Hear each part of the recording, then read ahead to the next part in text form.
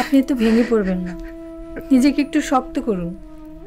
বেগম, জাহাপনা শুধু এই রাজ্যের রাজা ছিলেন না, উনি ছিলেন আমার ঘনিষ্ঠ বন্ধু। এই নে ফল, আগামীকাল অর্ধপূর্ণিমার আগে এই ফলের রস তোর বেগমকে খাইয়ে দিবি। তবে একটি কথা, এই ফলের রস এক নিঃশ্বাসে পান করতে হবে। তাই হবে।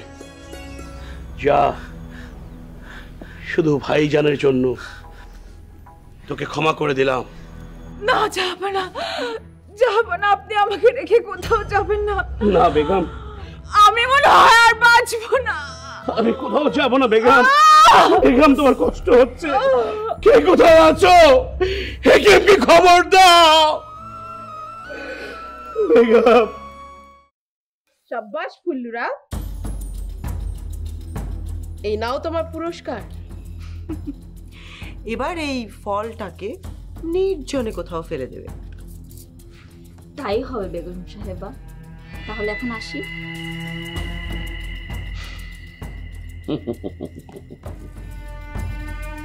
বলেছিলাম না, হতাশ হওয়ার কিছু নেই। আম্মা জান, আপনি তো আমার উপর ভরসাই রাখতে পারেননি, এবং তুমিও। আমি এইবার বেগমের মৃত্যু হবে, আর মৃত্যু হলে বাদশাহ যেমন আটকুড়ে ছিল তেমন আটকুড়েই রয়ে যাবে। তারপর বাদশাহ প্রজাদের নিন্দার মুখে সিংহাসন রাজ্য ছেড়ে পালিয়ে যেতে বাধ্য হবে। আম্মা জান, দেখলেন আপনার জামাইয়ের মাথায় কত বুদ্ধি। দেখতে হবে না মেয়ে জামাইটা কার।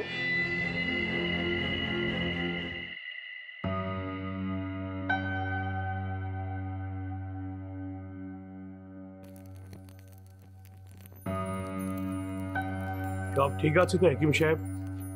আপনি যে করেই হোক আমার বেগমকে সুস্থ করে তুলুন। আপনি ভাববেন না বাদশাহ হুজুর, আমি আমার সাধ্যমতো চেষ্টা করছি।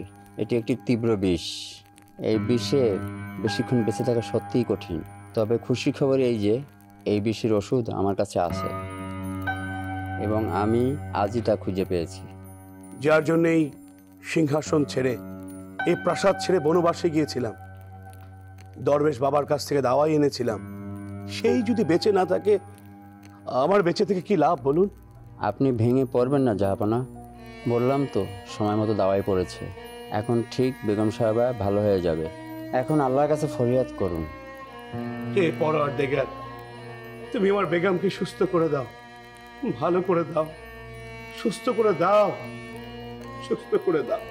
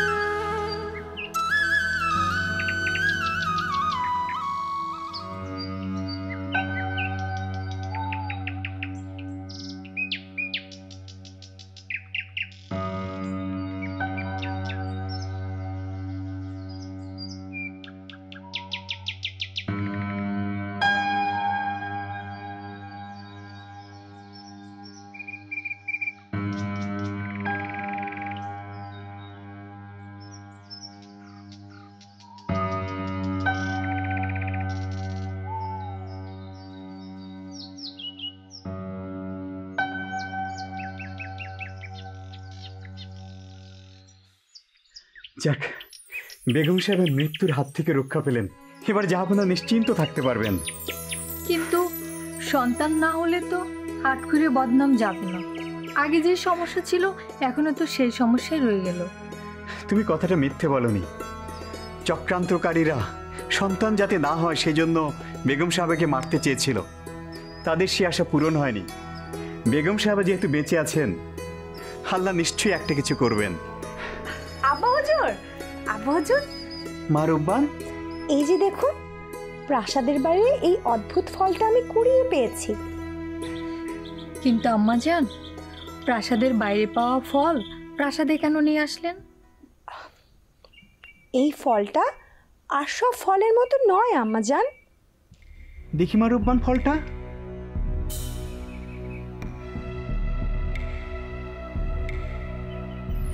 কে আপনি? দরবেশ বাবা কোথায়? দরবেশ বাবা আপনি? এই নে ফল। আগামীকাল অর্ধপূর্ণিমার আগে এই ফলের রস তোর বেগমকে খাইয়ে দিবি। তবে একটি কথা, এই ফলের রস এক নিঃশ্বাসে পান করতে হবে। তাই হবে।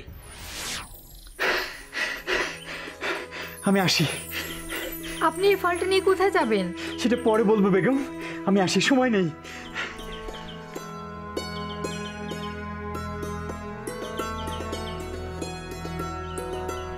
কোথা থেকে কোন ফল নিয়ে আসলে, আর সেটা নিয়ে তোমার আব্বাজান কিছু না বলেই চলে গেল।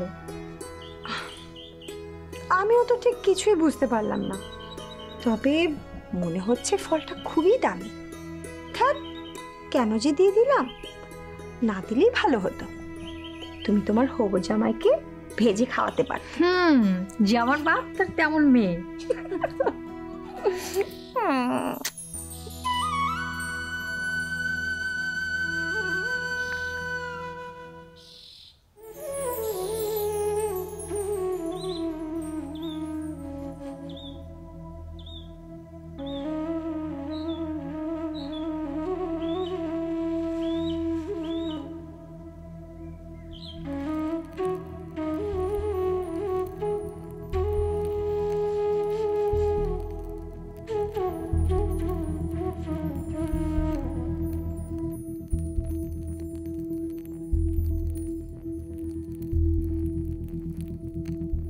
আমি এক হতভাগা বেগম। আমার কারণে আপনি পিতা হতে পারলেন না। আমি এখন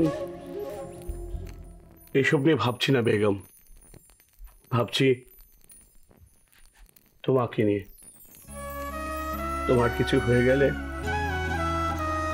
আমার কি হতো? যে সন্তানের আশায় আপনি সিংহাসন ত্যাগ করলেন, বনবাসে গেলেন, দরবেশ বাবার কাছ থেকে আমার জন্য ফল আনলেন, কিন্তু দেখুন আমার কি দুর্ভাগ্য, সেই ফল খাবার সৌভাগ্য হলো না। মন খারাপ করো না বেগম, এখন মন খারাপ করার সময় নয়। তোমাকে তাড়াতাড়ি সুস্থ হতে হবে। বলুন তো, কেন আপনি আমাকে সুস্থ করলেন? বেঁচে থেকেই বা কি লাভ? আপনাকে তো আর সেই আটকুরে কথা থেকে বের করে আনতে পারলাম না। রাজ্যের সবাই আপনাকে আটকুরে অপবাদই দিবে। অপবাদ দিলে দিক, আমি তোমাকে নিয়ে চিরদিনের জন্য বনবাসে চলে যাব বেগম। যাবো না, আপনাদের আর কোথাও যেতে হবে না। হুজির সাহেব, আপনি এই কথা বলছেন কেন? বলছি এই কারণে, দরবেশ বাবা যে ফল আপনাকে দিয়েছিলেন সেই ফল আমার মেয়ে কুড়িয়ে পেয়েছে। কি বলছেন আপনি? হ্যাঁ, যাব না। এই যে দেখুন সেই ফল। হ্যাঁ, এই তো সেই ফল, যে ফল দরবেশ বাবা আমাকে দিয়েছিল। উজির সাহেব, আপনার মেয়ে রূপবান এই ফল কোথায় পেল? প্রাসাদের বাইরে কুড়িয়ে পেয়েছে। তার মানে বিষ মাখা ফল রেখে এই আসল ফল চুরি করেছিল। সেই ফল চুরি করলেও কি ভাগ্য আমাদের, ফল আবার আমাদের কাছে ফিরে এসেছে। আল্লাহর কি অপার মেহেরবানি। যাবো না, আর দেরি করবেন না। ওষুধ খাওয়ানোর সময় প্রায় শেষ হয়ে যাচ্ছে, এখনই খাওয়ানোর ব্যবস্থা করুন। হ্যাঁ, আপনি ঠিকই বলেছেন উজির সাহেব। বেগম, বেগম এই নাও ওই ফল। দরবেশ বাবা যেভাবে বলেছে ঠিক ওইভাবে খাওয়ার ব্যবস্থা করো। যাও বেগম, বিলম্ব করো না।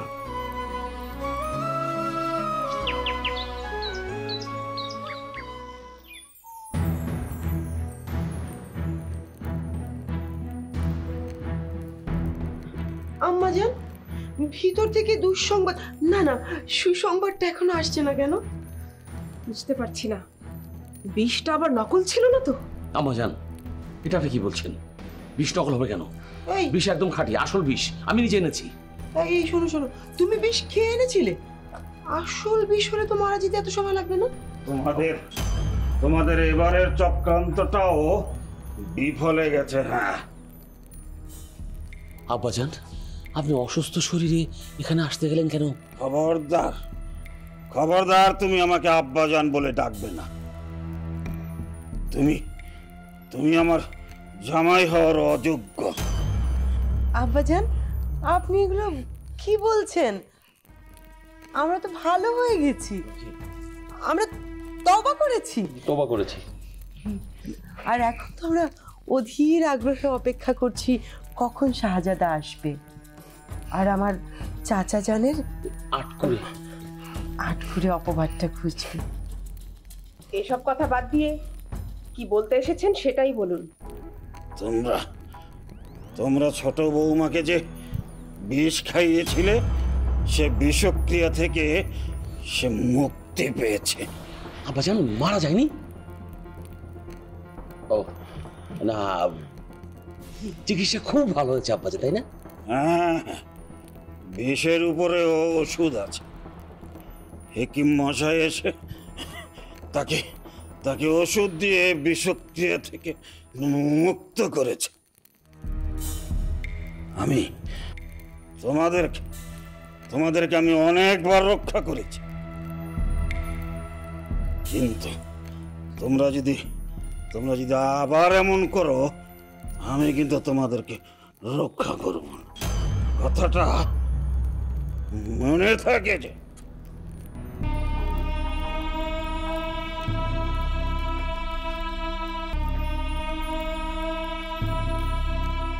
বলেছি না আমি আসল বিষ এনেছি।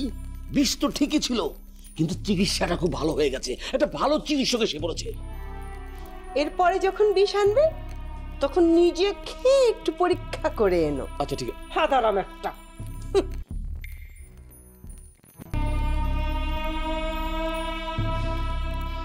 এখন কি হবে গজনফর?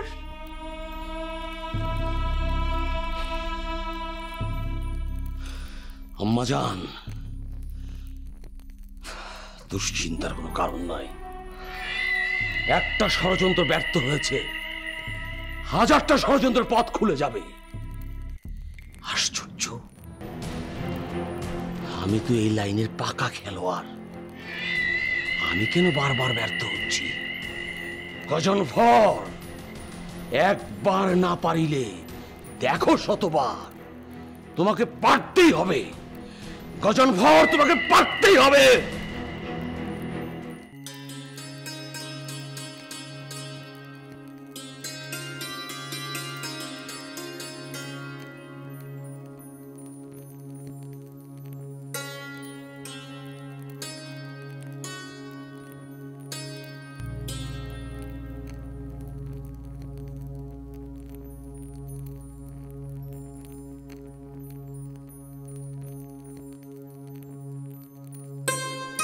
আপনি কখন উঠেছেন? আমাকে ডাকেননি কেন? বেগম, তোমার কোনো অসুবিধা হচ্ছে না তো?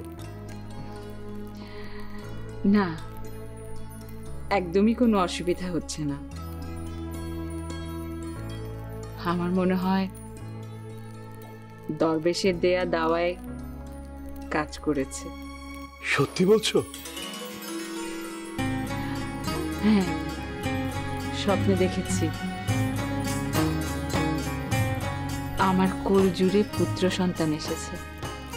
জাহানারা, জাহানারা, তুমি আরেকবার বলো, আমি মন ভরে শুনতে চাই। এখনো তো পৃথিবীতে আসেনি, স্বপ্নে দেখেছি।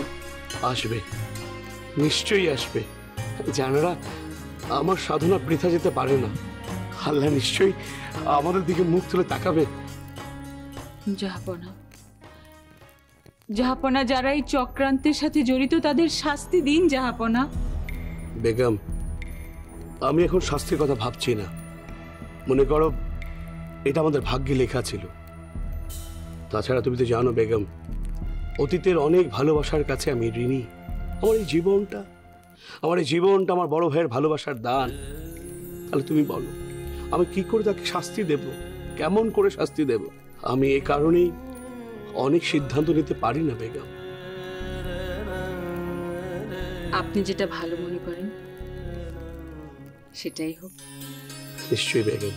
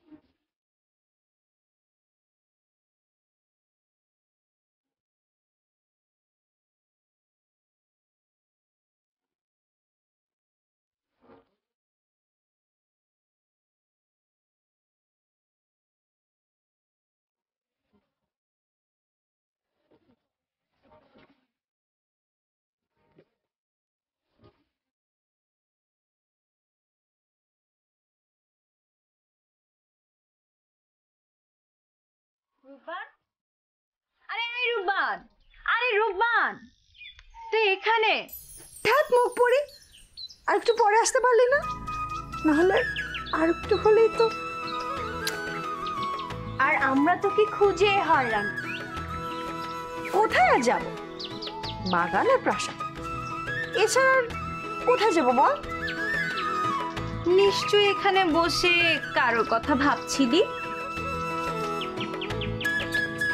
কার কথা ভাববো?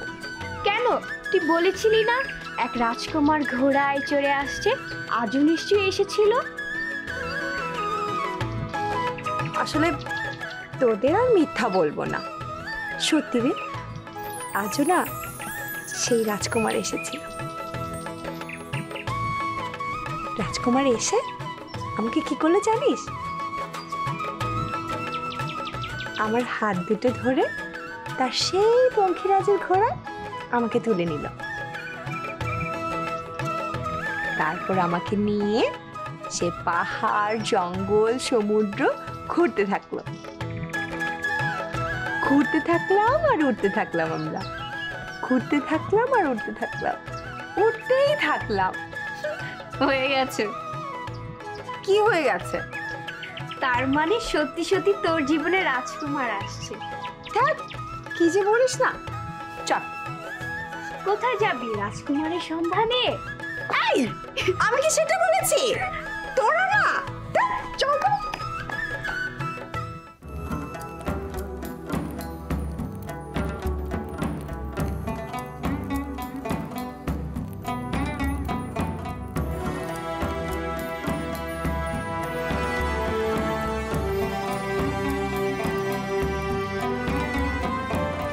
বেগম, হঠাৎ খবর পাঠালে কোনো দুঃসংবাদ নয় তো? না না যাব না, কোনো দুঃসংবাদ নয়, আনন্দের সংবাদ। আমি কোনো রাজ্য জয় করলাম না, কোনো রাজ্য আমাকে নিমন্ত্রণ জানালো না, আর তুমি বলছো খুশির সংবাদ? কোনো রাজ্য জয় নয়, নিমন্ত্রণ নয়, আপনি যে আনন্দের সংবাদটি শুনতে চাইছেন সেই আনন্দের সংবাদ। ঠিক বুঝলাম না। এটা আসলে অনুভূতির বিষয়, আবেগের বিষয়। চোখটা বন্ধ করুন,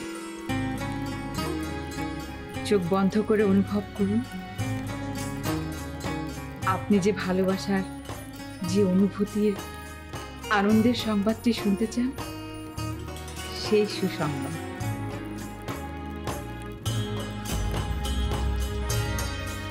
আপনি খুশি হয়েছেন তাতেই আমি খুশি, যাব না। বেগম, আজকের এই খুশির দিনে তুমি যা চাইবে আমি তাই দেব। তুমি বলো, তুমি কি চাও বেগম, তুমি বলো। আদিল বাদশা না হলে তুমি এই সিংহাসনের আসল মালিক কি করে হবে? খবর কি রাই? খুশির সংবাদ জাহাপনা, আপনার পুত্র সন্তান হয়েছে। তা আপনি সন্তানের নাম কি রাখবেন ঠিক করেছেন? হ্যাঁ, আমার সন্তানের নাম আমি আগেই ঠিক করে রেখেছি। তাই? কই, আমাকে তো কখনো বলেননি। শুনবে কি নাম? আমার সন্তানের নাম হবে শাহজাদা রহিম, বাদশা রহিম। আমার সন্তান বড় হয়ে এই রাজ্যের বাদশা হবে। তুমি আমার পুরো পরিবারটাকে নষ্ট করে ফেলেছ। তুমি আমার জামাই, একথা ভাবতে আমার আমার ঘৃণা হয়।